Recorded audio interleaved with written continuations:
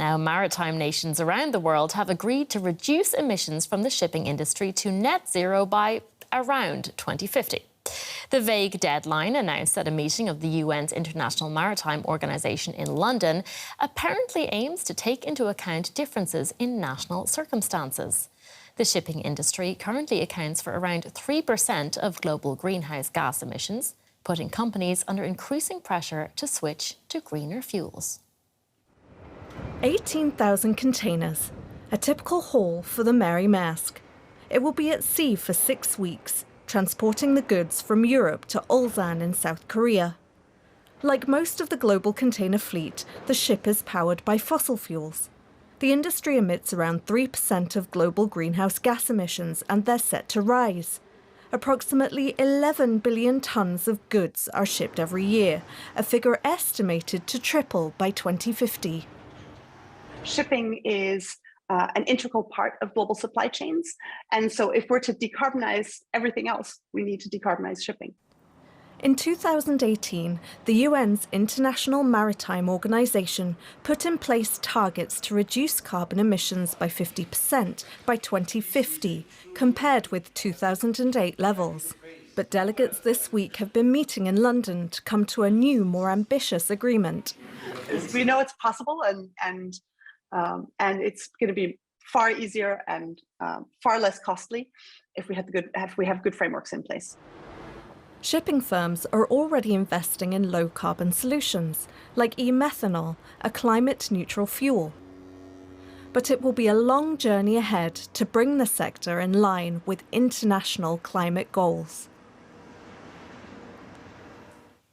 To speak more about this, let's bring in DW climate reporter Louise Osborne. Louise, net zero by around 2050. It all sounds a little bit vague. How big of a deal is this agreement actually? So yeah, it's a lot more vague than environmentalists were hoping for. They wanted to see emissions cut by 45% by 2030 and for a hard net zero deadline by 2050. Obviously, they were disappointed. This deadline or this target that's now put in place is a lot more flexible. It's also non-binding, so there's little penalty for countries that don't meet that. And it's leading to, it basically means that it's not in the direction that they wanted to be going in. Saying that, it is a step forward. 2050 as a net zero deadline, even if it's around that point, it's still better than what they had before, which was a 50% reduction by 2050. So the Secretary General of the IMO has said that this is a starting point and that they can intensify that later on in the years that come. OK, so a base upon which to work.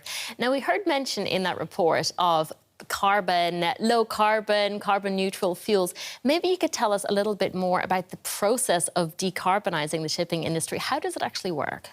So they're looking at a number of pathways. One is e-fuels like e-methanol. That would need to be produced using renewable energy for the electricity producing it.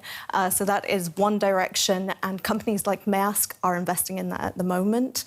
Then there is also hydrogen, which is another possibility. A lot of industries are focusing on hydrogen as a way to move to cleaner energy, especially because the only byproduct of using hydrogen is water. The problem with that is that it needs a lot of infrastructure to be put in place, and also liquid hydrogen needs to be kept at minus 253 degrees Celsius, which obviously leads to a lot of problems. OK, so a huge logistical challenge. And I'm thinking it's not just shipping that is trying to decarbonise. A whole load of other industries are as well. So the demand for these cleaner fuels must be enormous. Is the capacity there? The easy answer to that is no. Like the renewable energy required is vast to make these e-fuels and these other solutions that we're talking about, and there isn't the capacity for that at the moment. They will be looking, this is also making e-fuels more expensive. One study, for example, said that operating costs of a ship would be increased by 40 to 60% by using these e-fuels at the moment, just because the quantity is not there. Saying that there is a lot of pressure on companies at the moment to reduce their carbon emissions, and they are then putting that pressure on shipping companies. 80% of what we consume comes via ship, so it's a big sector and very important. They also need to look at decarbonising the supply chain through government penalties and policies as well. Okay, so a huge amount of work to be done there. Louise Osborne, thank you so much.